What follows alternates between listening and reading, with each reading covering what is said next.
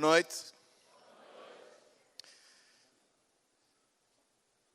O título da minha mensagem nesta noite é Altamente Improvável.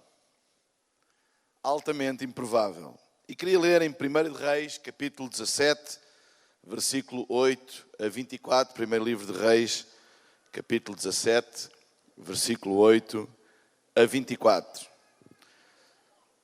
Está tudo pronto para a palavra de Deus nesta noite? Está tudo bem disposto? Então diz à pessoa que está ao teu lado, estás pronto?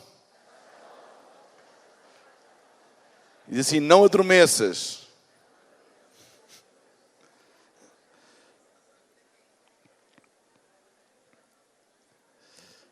Primeiro livro de Reis, capítulo 17, versículo 8 a 24. Diz assim, então a palavra do Senhor veio a Elias. Vai imediatamente para a cidade de Sarepta, de Sidom, e fique por lá. Ordenei uma viúva daquele lugar que lhe forneça comida.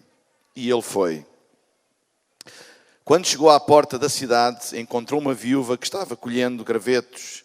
Ele a chamou e perguntou, pode-me trazer um pouco de água numa jarra para eu beber? Enquanto ela ia buscar água, ele gritou, por favor, traga também um pedaço de pão. Mas ela respondeu, juro pelo nome do Senhor, o teu Deus, que não tenho nenhum pedaço de pão, só um punhado de farinha num jarro e um pouco de azeite numa botija. Estou colhendo uns 2 gravetos para levar para casa e preparar uma refeição para mim e para o meu filho, para que a comamos e depois morramos. Elias, porém, lhe disse, não tenha medo, vá para casa e faça o que disse, mas primeiro faça um pequeno bolo com o que você tem e traga para mim e depois faça algo para você e para o seu filho. Pois assim diz o Senhor, o Deus de Israel, a farinha na vasilha não se acabará e o azeite na botija não secará até o dia em que o Senhor fizer chover sobre a terra. Ela foi e fez conforme Elias lhe dissera e aconteceu que a comida durou muito tempo para Elias e para a mulher e sua família. Pois a farinha na vasilha não acabou e o azeite na botija não se secou conforme a palavra do Senhor proferida por Elias. Algum tempo depois, o filho da mulher, dona da casa, ficou doente. Foi piorando e finalmente parou de respirar. E a mulher reclamou a Elias, que foi que eu te fiz, ó homem de Deus? Vieste para lembrar-me do meu pecado e matar o meu filho? Dê-me o seu filho, respondeu Elias. Ele o apanhou dos braços dela, levou-o para o quarto de cima onde estava hospedado e o pôs na cama. Então clamou ao Senhor, ó Senhor meu Deus, trouxestes também desgraça sobre esta viúva com quem estou hospedado, fazendo morrer o seu filho? Então ele se deitou sobre o menino 3 vezes e clamou ao Senhor. Ó Senhor meu Deus, faz voltar a vida a este menino. O Senhor ouviu o clamor de Elias e a vida voltou ao menino e ele viveu. Então Elias levou o menino para baixo, entregou-o à mãe e disse, veja, o seu filho está vivo. Então a mulher disse a Elias, agora sei que és um homem de Deus e que a palavra do Senhor vinda da tua boca é a verdade. Amém. Esta história, esta narrativa bíblica acontece durante o reinado de Acabe. Acabe foi provavelmente o mais ímpio dos reis de Israel. Acabe era casado com uma mulher chamada Jezabel. Era uma mulher terrível. Nunca te cases com uma mulher terrível. Era uma mulher terrível. A Bíblia diz que Jezabel era adoradora de Baal, um ídolo. E ela tinha tanta influência sobre o marido. Aliás, ela é que mandava lá em casa. Jezabel é que mandava em casa. Acabe era um banana.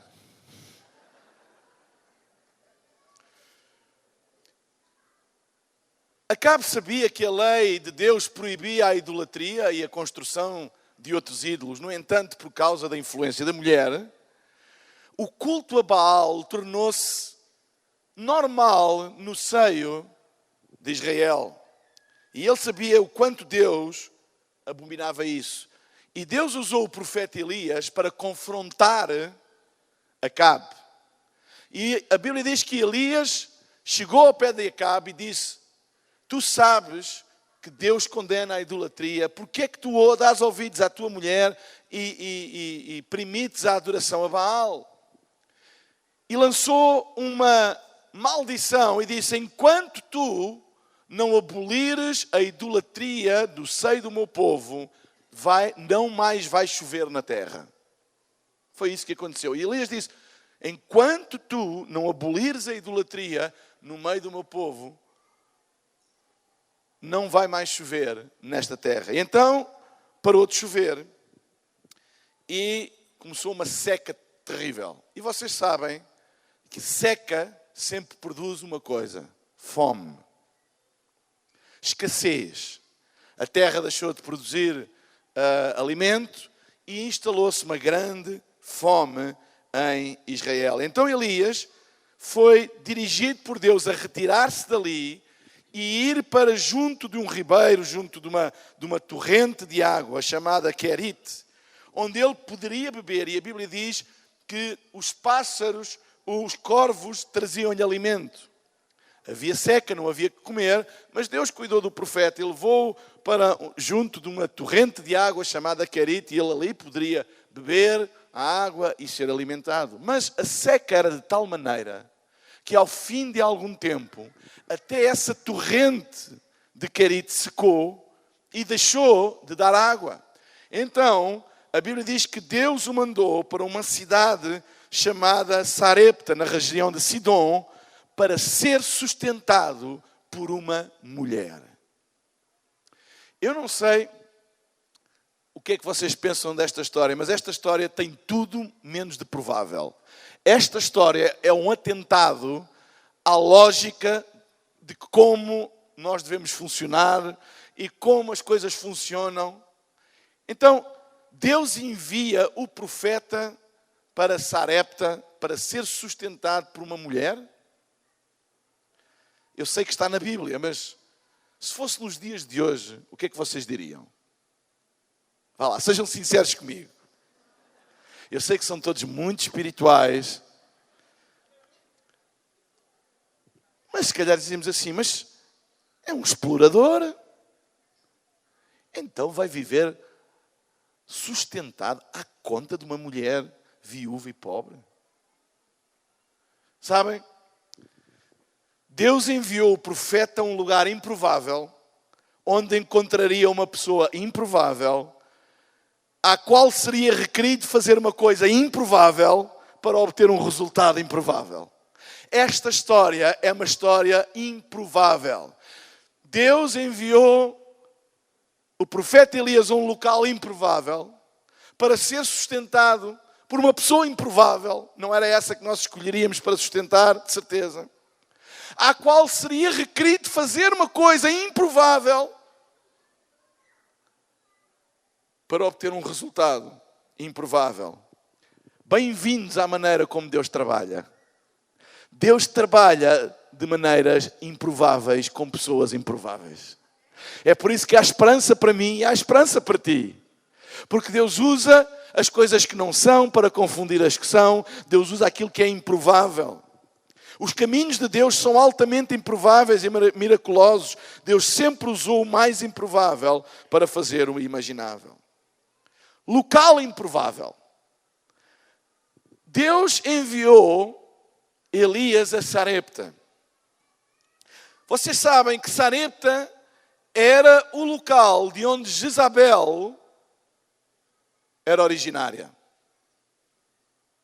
Ele tinha tido um confronto com Acabe e com Jezabel. E Deus depois envia-o para a cidade onde ela era originária. Com certeza tinha lá muitos amigos, muitos contactos, muitas informações. E sabem que confrontar um rei e uma mulher daquelas, terrível. Não era coisa fácil. Ele tinha a cabeça a prémio. Imaginem o que é ele entrar na cidade onde Jezabel tem muitos contactos, e as primas, e os tios, e as tias, e os amigos, e as amigas, e toda a gente a mandar SMS a Jezabel: olha, está aqui o Elias, está aqui o Elias.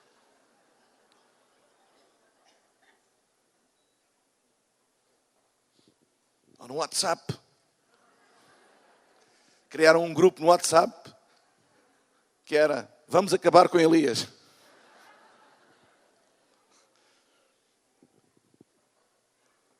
Mas Deus mandou-o lá. Deus enviou Elias ao local onde Jezabel era originária e provavelmente um dos locais onde a fome mais se fazia sentir.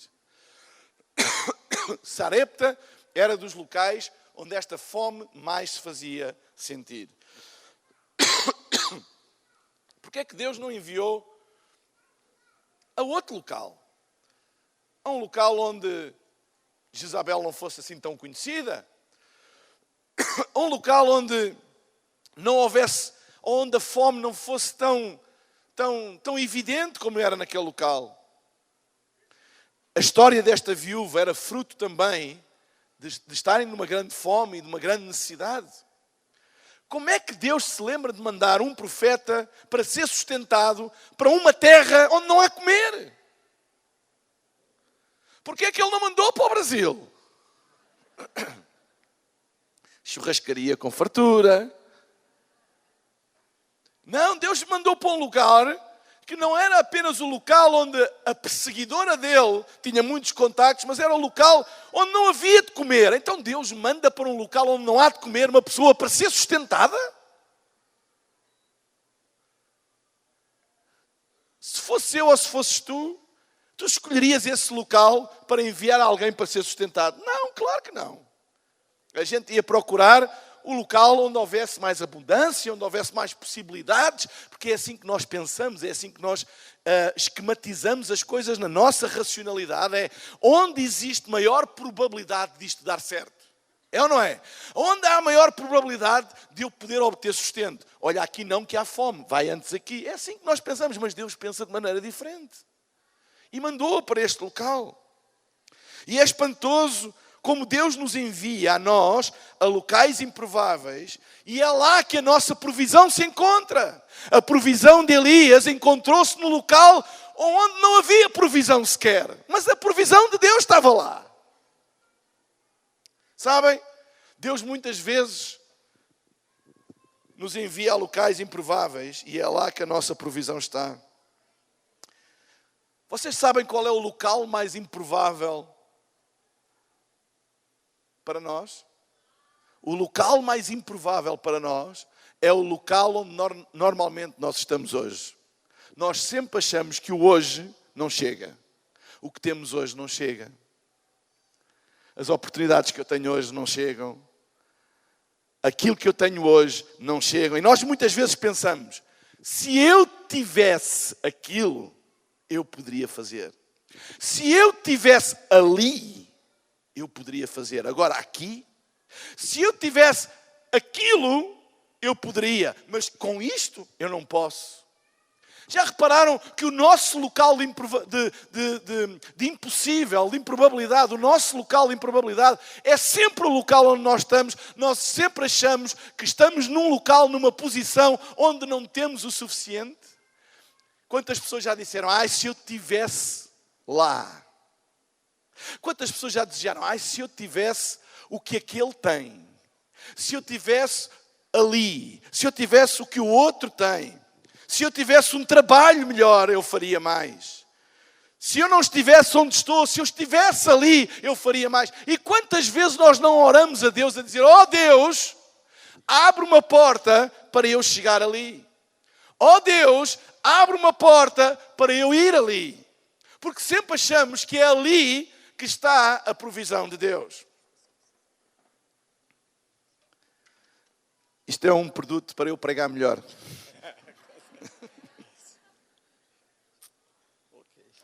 Agora é que vocês vão ver como é que é. Este é o segredo do pastor Odilon. É um spray ungido. Então, muitas vezes, nós pensamos, se eu tivesse aonde o pastor Odilon está, se eu tivesse onde o Mário está, eu também poderia fazer. Nós sempre achamos que o nosso suprimento, a nossa provisão, está lá e nunca aqui. Quantas vezes até na igreja, e a liderar a igreja, nós dizemos, se eu tivesse o que o pastor, se eu tivesse o estacionamento que o pastor Odilon tem, se eu tivesse os recursos que aquele tem, se eu tivesse as pessoas que o outro tem, quando eu tiver, eu vou fazer. Nós sempre achamos que a nossa provisão está lá. Mas Deus não tem provisão para ti lá, Deus tem provisão para ti aqui. No hoje, no agora, onde tu estás. Sabem, Deus não trabalha onde tu não estás, Deus trabalha onde tu estás. E há muitas pessoas que estão sempre à espera de chegar lá para poder fazer, chegar lá para poder ter, chegar lá para decidir, chegar lá. Mas Deus não quer que tu chegues lá para nada, Deus quer suprir aqui onde tu estás, no lugar onde tu estás, na situação onde tu estás, com o problema onde tu estás, na família onde tu estás, na igreja onde tu estás, com a equipa que tu tens. É aqui que é o lugar da provisão de Deus. E que para nós é sempre um local improvável, porque nós sempre achamos que precisamos de chegar ali para Deus fazer alguma coisa, mas Deus quer fazer aqui e agora. Aonde tu estás, aí mesmo, na situação onde tu estás, no emprego onde tu tens, com a família que tu tens, na igreja que tu tens, com a equipa que tu tens, é aí que Deus quer fazer, porque o lugar da provisão de Deus é aqui, não é ali. Nós muitas vezes temos esta mentalidade do ali. Quando eu chegar lá, quando eu chegar àquele lugar, quando eu tiver isto ou quando eu tiver aquilo. Nós só temos o aqui. E se nós formos obedientes aqui, se nós formos fiéis aqui, se nós formos diligentes aqui, se nós formos trabalhadores esforçados aqui, se nós formos consagrados aqui, então chegaremos lá. Mas a tua atitude é aqui, não é lá. Às vezes temos uma mentalidade de eu hei de chegar lá, um dia hei de chegar lá. Mas lembra-te, para tu chegares lá, tu tens que começar aqui. Aonde tu estás, na situação onde tu estás. Se tu não fores fiel aqui, tu nunca serás fiel lá. Se tu não fores obediente aqui, tu nunca serás obediente lá. Muitas pessoas dizem assim, quem me dera ter...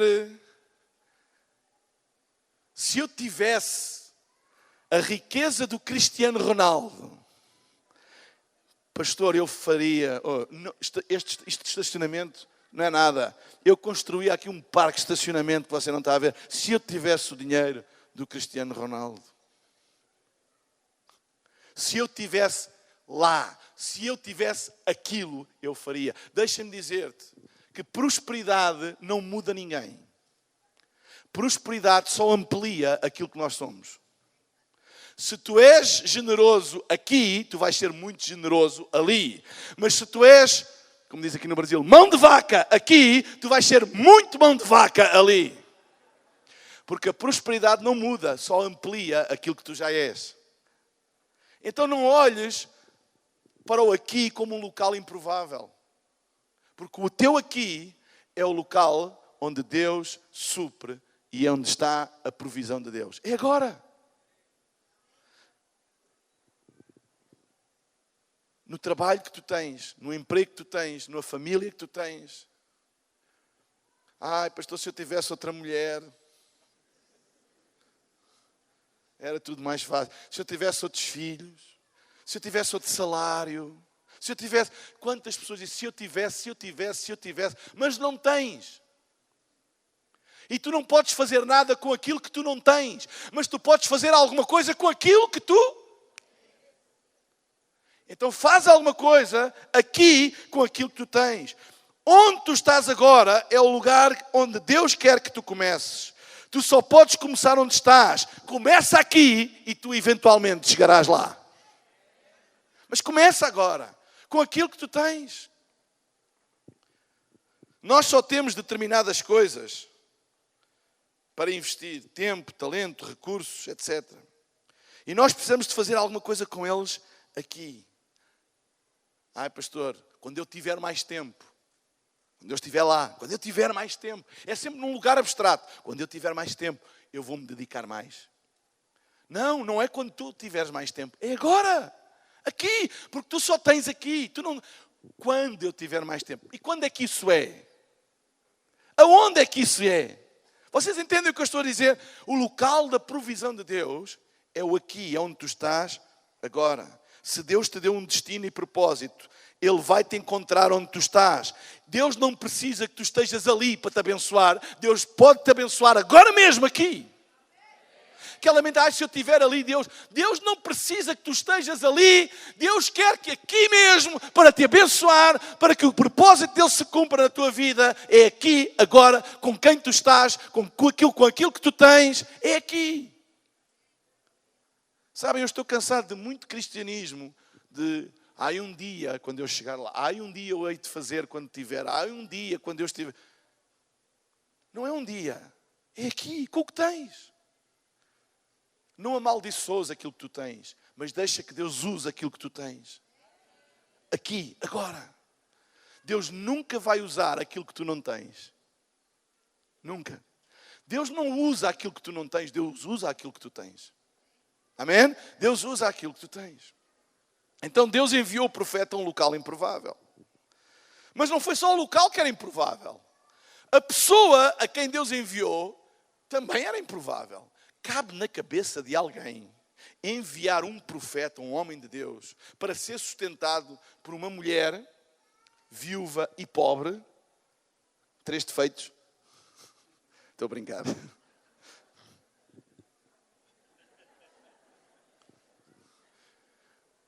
Um profeta ser sustentado por uma mulher viúva e pobre. Mas isto cabe na cabeça. Imagina se os mídias soubessem disto. Se as televisões e os jornais soubessem. Profeta de Deus, explorador de viúvas pobres. Uma reportagem já na TV Globo.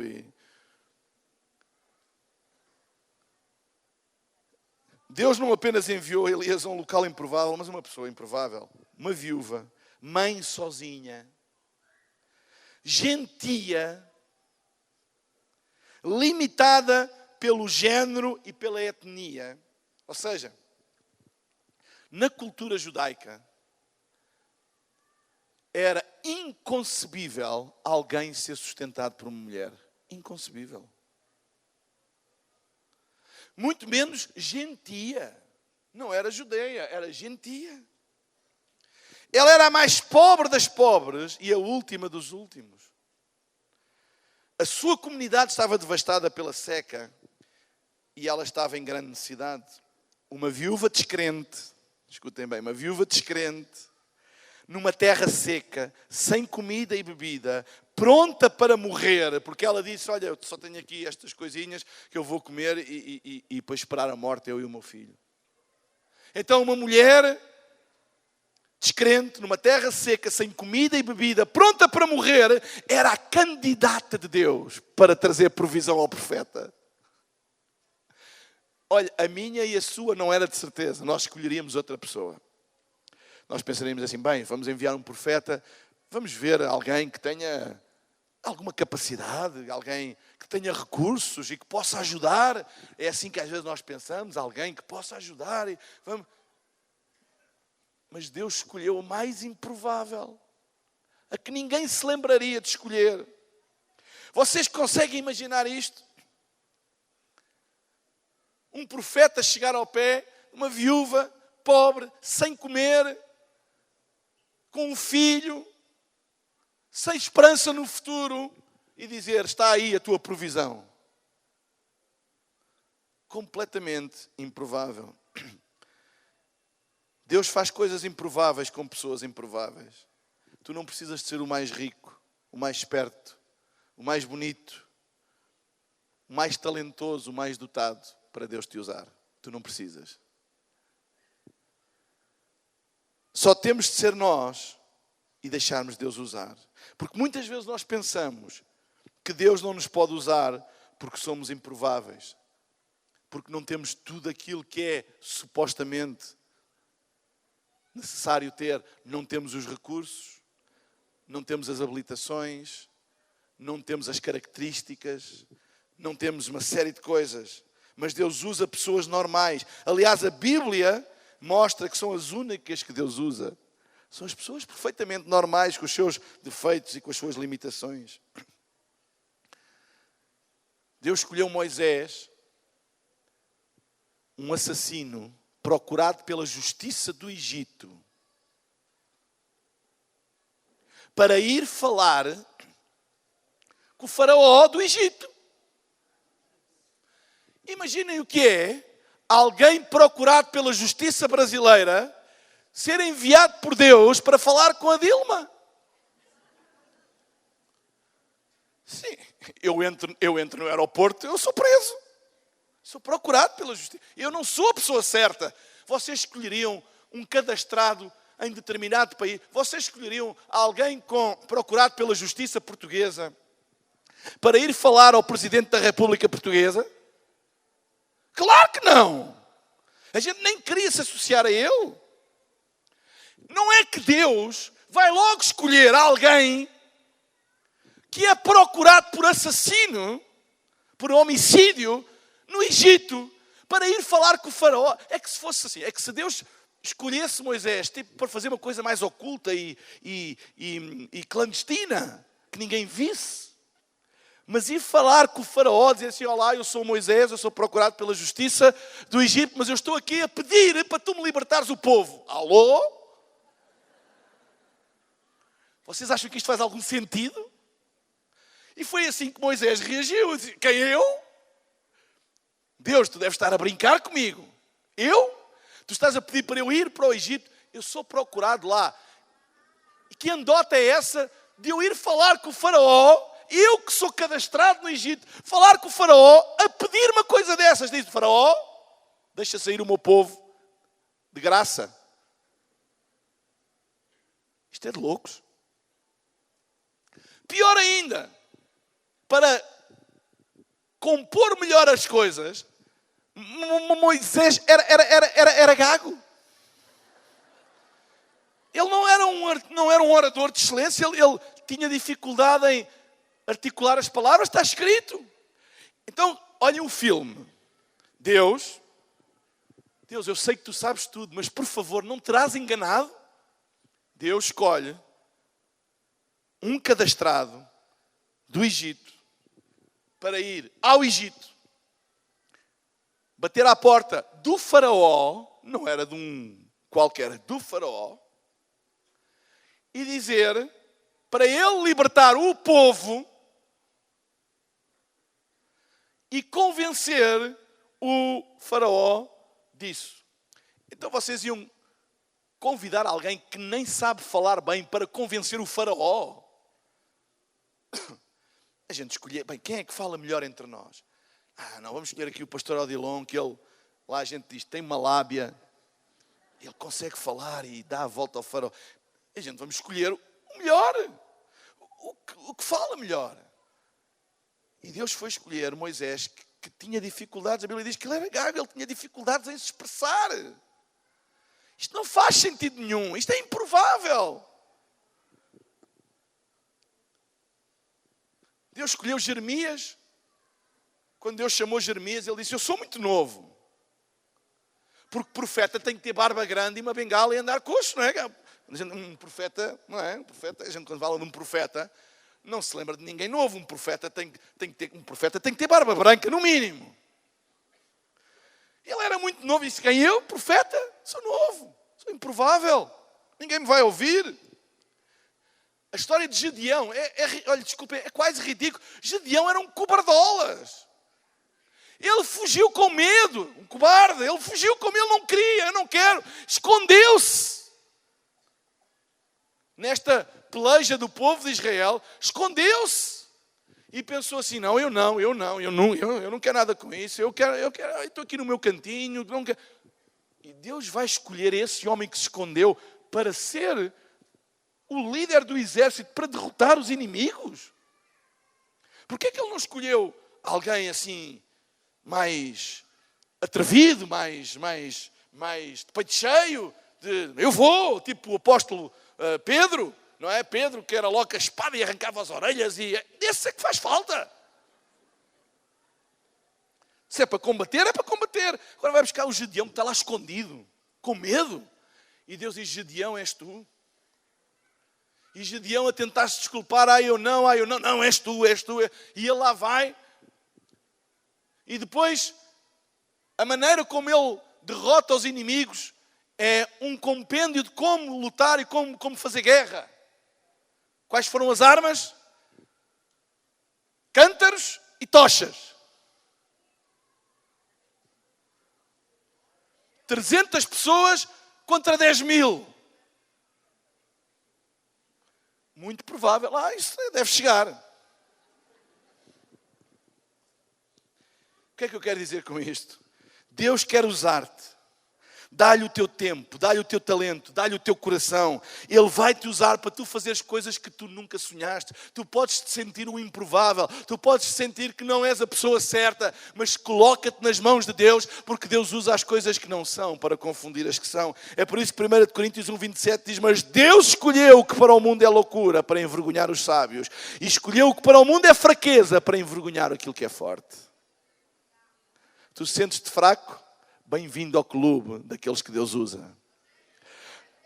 Tu sentes-te com pouco conhecimento, meio louco, que é o que a Bíblia diz, que Deus usa aquilo que para o mundo é loucura, para envergonhar os sábios. Sentes-te assim, bem-vindo àqueles que Deus usa. Então, Deus enviou Elias a um local improvável, a uma pessoa improvável, e deu-lhe uma estratégia improvável.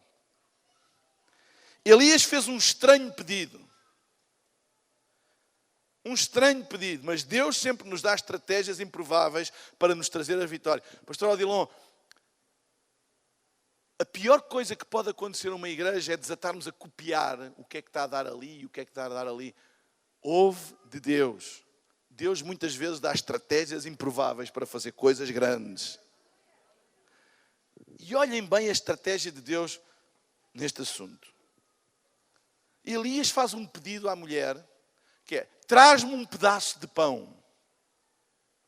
Então a mulher tinha acabado de dizer que não tinha nada de comer. E o profeta vai: mas que raio de profeta é este? Que nem sabe. O profeta devia de saber as coisas. Então a mulher disse que não tinha pão. E ele pede-lhe um bocado de pão. Ela disse: eu não tenho nada de comer em casa. Ele disse: ok, então dá-me um bocadinho de pão. Eu não tenho nada para comer. E Elias disse: dá-me um bocado de pão. No versículo 12 ela diz: eu não tenho pão nenhum. A única coisa que ela conseguia ver era aquilo que não tinha. E muitas vezes é aquilo que nós só apenas conseguimos ver, é aquilo que não temos. Ela não conseguia ver que os ingredientes para o pão estavam na sua casa, porque ela tinha farinha e ela tinha azeite. Ela não tinha pão, mas tinha farinha e tinha azeite. Às vezes estamos tão focados naquilo que não temos, que esquecemos daquilo que nós temos dentro da nossa própria vida, dentro da nossa própria casa. E às vezes andamos a pedir pão a Deus quando temos farinha e azeite, e com isso podemos fazer pão. E foi isso que o profeta lhe disse: ei, não te foques naquilo que tu não tens, foca-te naquilo que tu tens. Nós tantas vezes estamos sempre a pedir a Deus para nos dar aquilo que nós não temos e esquecemos de usar aquilo que nós temos. Deixa que Deus use aquilo que tu tens. Deixa que Deus use aquilo que tu tens dentro de ti, dentro da tua casa, na tua vida. Deixa que Deus use isso. Não peças a Deus aquilo que tu não tens, mas deixa Deus usar aquilo que tu tens. O teu milagre está dentro da tua casa. O teu milagre está dentro de ti. O milagre desta mulher estava dentro de casa e ela não tinha visto ainda. E o profeta ajudou ela e disse: olha, tu não tens pão, mas tu tens farinha e tu tens azeite. Já pensaste que tu podes fazer pão com a farinha e com o azeite? Tu estás desesperada porque não tens pão, mas tu tens dentro da tua casa alguma coisa que pode fazer pão. E às vezes nós estamos desesperados a pedir a Deus isto e a pedir a Deus aquilo. Ó Deus, dá-me mais pessoas. Ó Deus, dá-me mais gente. Ó Deus, dá-me mais recursos. Ó Deus, dá-me isto. Ó Deus... E esquecemos de usar aquilo que nós temos dentro de nós e que Deus já colocou. O milagre desta mulher estava dentro da casa dela. Ela estava tão focada naquilo que não tinha. E sabem, tantas vezes nós vivemos um cristianismo focado naquilo que não temos. Então as nossas orações são pedidos a Deus para Deus nos dar aquilo que nós não temos. Mas sabem, eu creio num Deus que mais do que dar aquilo que nós não temos, Deus quer usar aquilo que nós temos para fazer coisas que ainda não foram feitas. Deus nunca se engana. Deus não nos equipa insuficientemente. Deus sempre nos equipa com tudo aquilo que nós precisamos para fazer aquilo que Ele nos manda fazer. Tudo. Se nós nos focarmos mais naquilo que temos, em vez de nos focarmos naquilo que nós não temos. Sabem, uma semente não parece ter muito nela. É por isso que ninguém vai ver sementes. Nós vamos ver jardins, as flores, as árvores. Nós gostamos é do fruto. E é isso que é bonito. Não existe nenhum jardim de sementes, pois não? Quem é que quer ver sementes? Não quer lá ver sementes. Eu quero é ver as árvores e as flores, etc. Mas todas essas árvores e as flores vieram de uma semente. Que quando nós olhamos para ela, ninguém dá muito por ela. Uma semente não é uma coisa bonita. Ninguém fica, vamos ver as sementes. Ai, tão linda esta semente. Não há beleza nenhuma numa semente.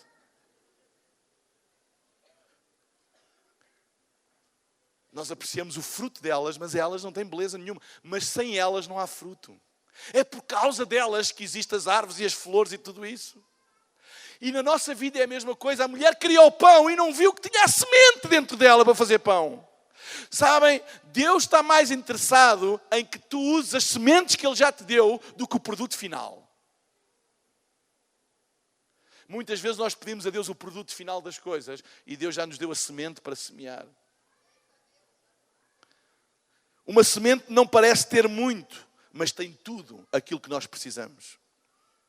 Tudo aquilo que nós precisamos. Eu posso olhar e dizer assim, eu só ganho 500 reais, só. Eu não posso fazer nada com isto. Quantas pessoas recebem o seu salário e a primeira coisa que fazem é amaldiçoá-lo? Isto não chega para nada. Isto não dá para nada. Ou então, olhares para o teu salário e dizes assim, Deus ajuda-me a geri-lo bem. Eu o abençoo. Obrigado por este salário. Obrigado pelo fruto do meu trabalho. Não importa se é muito, se é pouco. Obrigado, Deus. Ajuda-me a geri-lo bem. E eu creio que Ele vai ser suficiente para tudo aquilo que eu preciso. Eu posso dizer, eu só tenho isto, não posso fazer muito. Ou posso dizer, eu tenho isto, o que é que eu posso fazer com o que eu tenho? Nós muitas vezes temos uma mentalidade, eu não posso fazer porque não tenho. Mas nós precisamos de mudar e dizer, o que é que posso fazer com aquilo que eu tenho? Não abortes o potencial de uma semente ao não semear. Vocês sabem que a saída para uma necessidade que nós temos, segundo a Bíblia, é semear. Daquilo que tu tens falta, é daquilo que tu deves semear. Se eu quiser batatas, o que é que eu tenho que semear? Couves? Não, eu tenho que semear batatas. Porque se eu quero aquilo que eu quero colher, eu tenho que semear primeiro. Qualquer agricultor sabe disso. Se eu tiver um terreno à minha frente e eu estou a querer, eu preciso de batatas e tenho um terreno, preciso de batatas. Imaginem, eu sou uma pessoa muito espiritual e chamo o pastor Odilon, venha comigo, vamos orar por este terreno para que isto dê batatas. E a gente põe as mãos na terra e anda ali. Em nome de Jesus, batatas venham à vida. Em nome de Jesus, que batatas saiam deste terreno. E oramos, e oramos, e oramos, e oramos.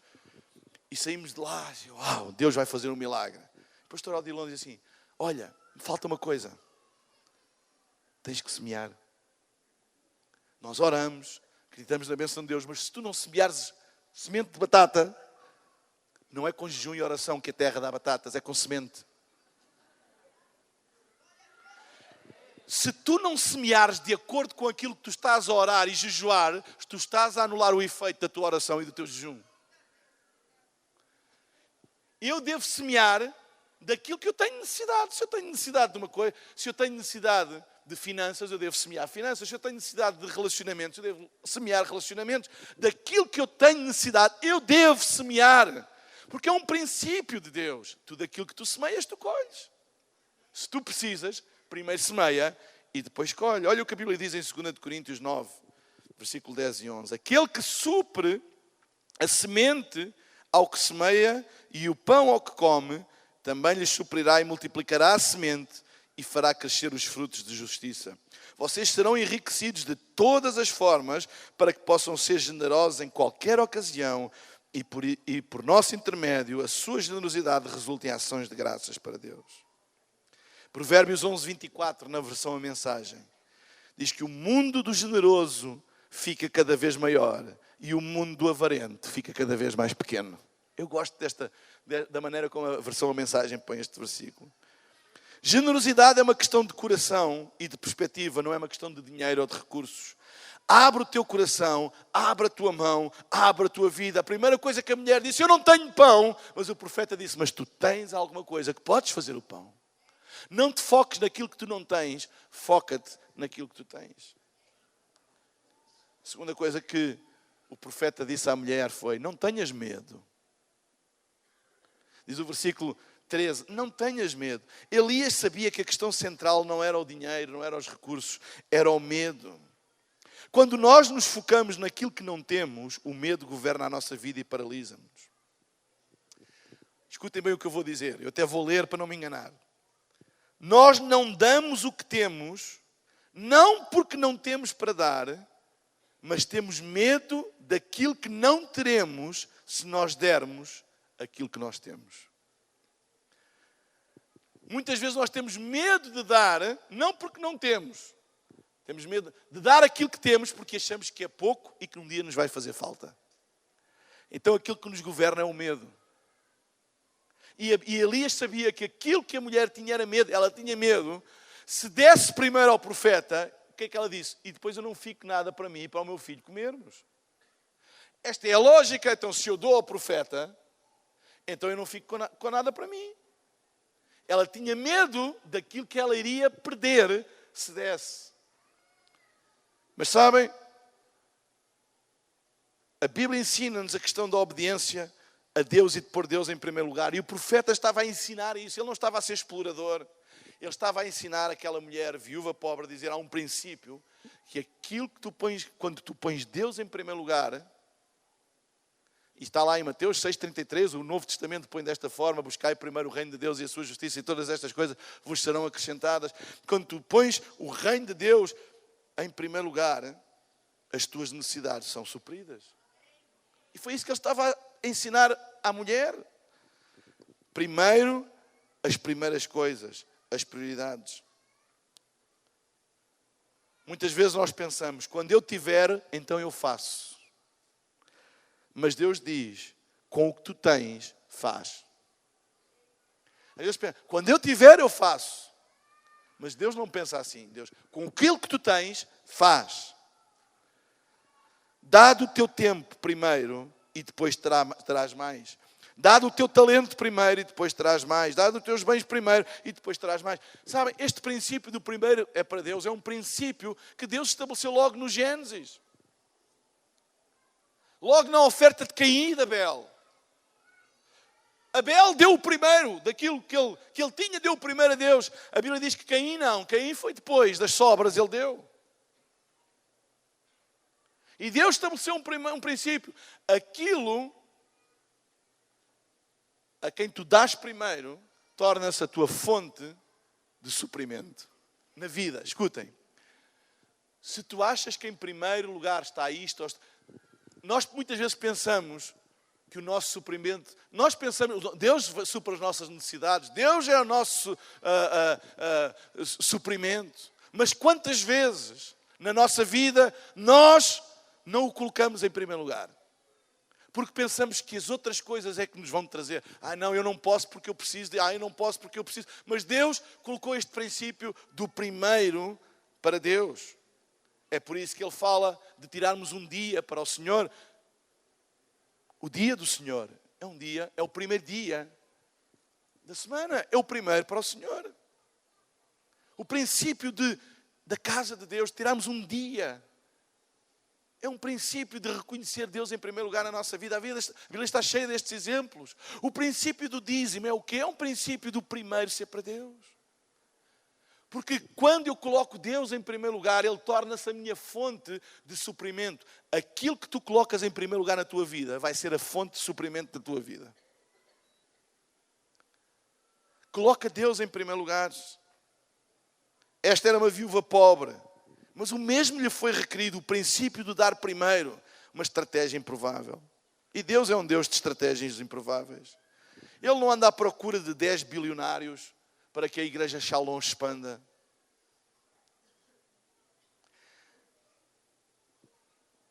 Mas de muitos corações generosos que juntos, com aquilo que têm, podem fazer coisas extraordinárias. Às vezes as pessoas dizem, pastor, o que nós precisávamos era de ter um milionário na igreja. Não. O que nós precisamos é de ter gente que daquilo que tem é fiel. Porque a igreja nunca foi edificada pela abundância de uns poucos, mas sempre pelo sacrifício de muitos. E é assim que vai continuar, sempre, sempre e sempre. E eu oro a Deus para que esta igreja continue a expandir-se. Não porque há um ou dois que sustentam as coisas, mas porque o sacrifício de muitas pessoas faz com que muitos outros sejam alcançados para Jesus. O teu pequeno contributo, a tua pequena oferta, o teu pequeno dom, o teu tempo que tu dás, tudo daquilo que tu tens, aquilo que tu dás, é suficiente para Deus fazer coisas grandes. É suficiente. Deus não precisa de mais. Resultados improváveis. A Bíblia diz que ela foi e fez conforme Elias lhe disse. E diz que aconteceu que a comida durou muito tempo para Elias e para a mulher e a sua família. Pois a farinha na vasilha não se acabou e o azeite da botija não se secou, conforme a palavra do Senhor proferida por Elias. Quando obedecemos a Deus e damos em obediência, estamos a dar dos recursos ilimitados de Deus e não dos nossos. Probabilidades impossíveis estabelecem o palco para milagres de Deus. E sabem, nós nunca sabemos as voltas que a vida dá. E a vida deu uma grande volta para esta mulher e o menino dela ficou doente e morreu. E ela foi ter com o profeta que ela tinha sustentado. E o profeta que ela tinha sustentado tornou-se um milagre daquela mulher, porque ele pegou no menino, pediu a Deus e Deus trouxe-o de novo à vida. Tu nunca sabes que resultado tu vais obter daquilo que tu semeias. Ela não imaginava as voltas que a vida ia dar. Ela apenas obedeceu a Deus e sustentou o profeta. Mas a história vai mostrar que aquilo que ela sustentou tornou-se o sustento dela. Aquilo que ela sustentou tornou-se o milagre dela. E sabem, nós nunca sabemos os resultados que podem vir de nós usarmos aquilo que nós temos. Quando tu usas aquilo que tu tens, isso torna-se o milagre que tu precisas. Deus ainda hoje vai a lugares improváveis. Deus ainda hoje usa pessoas improváveis. Deus ainda hoje implementa estratégias improváveis. Deus ainda hoje produz resultados improváveis. E eu oro a Deus para que, nesta noite, talvez tu te sintas... Eu vou pedir à banda para subir. Não sei se tem banda hoje. Tem. Então, se a banda é um teclista, uma teclista. Não é, aqui como diz, é tecladista, não é? Tecladista. Talvez tu te sintas inadequado. Sintas que não és a primeira escolha. Sentes que és improvável. É muito improvável que Deus me use e que faça coisas grandes através de mim. Mas deixa-me dizer-te que se tu te sentes improvável, se tu te sentes inadequado, tu tens todos os requisitos para Deus te usar. Porque Deus usa os improváveis para fazer coisas improváveis.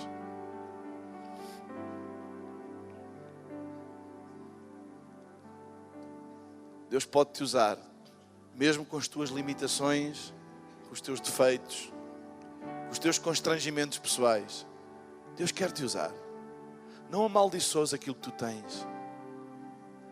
Não pensas a Deus para te dar mais, mas pede a Deus para que tu possas pôr nas suas mãos aquilo que tu tens. Vocês lembram-se da história dos 5 pães e 2 peixes? Jesus estava a pregar e os discípulos disseram: ei, mestre, olha as horas. A reunião está a durar muito, estás a pregar muito tempo. As lojas vão fechar, os restaurantes vão fechar, as churrascarias vão fechar. E o pessoal não tem onde ir comer. É melhor terminarmos agora a reunião, despede as pessoas para elas irem comprar alguma coisa de comer. E disse-lhes Jesus: dá-lhes vocês de comer. E eles: nós de comer, mas nós não temos o suficiente. Então vão à procura. Vejam aí quem é que tem de comer. E os discípulos foram à procura, mas eu creio que eles foram já incrédulos. Mas onde é que a gente vai encontrar para esta multidão de milhares de pessoas o mestre? Não é que bem, está bem. E lá foram encontrar um menino. Tinha 5 pães e 2 peixes. Tinha vindo do McDonald's e vinha com o lanchezinho dele. E claro, Pedro chegou-se à frente e: dá cá isso. E disse: mestre, olha, a única coisa que encontramos, 5 pães e 2 peixes. E ele a pensar: pronto, estás a ver, não vai dar 5 pães e 2 peixes. Claro que não dá, não vai dar. Mas olha, foi o que encontramos. E a resposta de Jesus foi desconcertante. Ótimo, manda sentar as pessoas em grupos de 12 e tal. Jesus, não, espera aí, são 5 pães e 2 peixes. Sim, eu ouvi bem. Manda sentar as pessoas. Vocês já repararam que aquilo que nós temos nas nossas mãos, para Deus nunca é insuficiente? Ele nunca vai dizer: pá, isso não chega. Tens que ir à procura de mais. Se é aquilo que tu tens, às vezes nós sentimos vergonha, porque principalmente a malta mais nova sente vergonha às vezes porque não tem umas calças desta marca, ou uns ténis daquela marca, ou não tem isto, ou não tem aquilo, e que os outros vão julgar por aquilo que tu tens e aquilo que tu não tens. Mas deixa-me dizer, Deus não quer saber. A única coisa que Deus quer é que tu lhe entregues nas suas mãos aquilo que tu tens. Ele nunca vai ficar escandalizado e dizer só. Ele vai dizer: é suficiente. A Bíblia diz que Ele é um Deus de toda a suficiência. Ele olha para aquilo que tu tens e vai dizer: é suficiente. Aquilo que tu tens é suficiente. Aquilo que tu tens é suficiente. Aquilo que tu tens é suficiente. Tu podes estar a pensar que aquilo que tu tens não é suficiente, mas Deus hoje está-te a segredar ao ouvido e dizer: aquilo que tu tens é suficiente. Coloca nas minhas mãos, aquilo que tu tens é suficiente. Que discrepância! 5 pães e 2 peixes para quase 20 mil pessoas. E mesmo assim Jesus diz: é suficiente. É suficiente. Vamos todos ficar de pé na presença de Deus. Nesta noite, entrega nas mãos de Deus aquilo que tu tens. Tu podes parecer uma pessoa improvável, dizer: eu nunca vou chegar a lado nenhum, eu nunca vou alcançar os meus sonhos, os meus propósitos. Porque muitas vezes nós estamos focados naquilo que não temos. Mas foca-te naquilo que tu tens. E nesta noite entrega nas mãos de Deus aquilo que tu tens. Aquilo que tu tens, entrega nas mãos de Deus o teu trabalho, o teu emprego, o teu negócio, a tua família. Os teus dons, o teu tempo, os teus recursos. Pode parecer pouco, pode parecer insuficiente, pode parecer limitado. Mas entrega nas mãos de Deus. E lembra-te, Deus usa aquilo que tu tens, Deus não usa aquilo que tu não tens. E aquilo que tu tens é suficiente para Deus usar. É suficiente para Deus usar. Fecha os teus olhos e entrega nas mãos de Deus aquilo que tu tens. Eu vou pedir para todos levantarmos as nossas mãos. E levanta as tuas mãos como um sinal a dizer: Deus, eu entrego tudo aquilo que eu tenho. Tudo aquilo que eu tenho eu entrego nas tuas mãos, Senhor.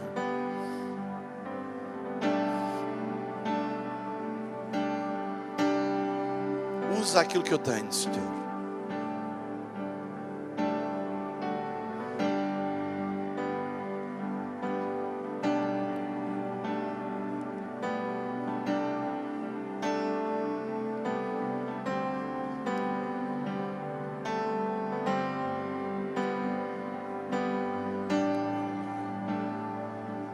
Pai, no nome de Jesus eu venho à Tua presença, Senhor, e nós queremos entregar diante de Ti tudo aquilo que nós temos. Toma nas Tuas mãos, Senhor, e sabemos que é mais do que suficiente, mais do que suficiente. Ajuda-nos, Senhor, a não andarmos focados naquilo que não temos, mas focar naquilo que nós temos e deixarmos-te usar, Senhor. Usa nas Tuas mãos. Usa nas Tuas mãos. Usa esta igreja, estas pessoas, estes líderes nas Tuas mãos para fazer coisas grandes, não só aqui em Curitiba e no Brasil, mas por todo o mundo, Senhor. Pode parecer insuficiente, pode parecer pequeno, pode parecer que não é o ideal, pode parecer que precisamos de mais, mas Deus usa nas Tuas mãos aquilo que nós temos e Tu nos vais levar a lugares que nós nunca imaginamos. Eu oro, Senhor, para que Tu uses cada líder nas Tuas mãos, Senhor, e que Tu faças uma obra fantástica no nome do Senhor Jesus e para a Tua glória. Vamos adorar a Deus, amém?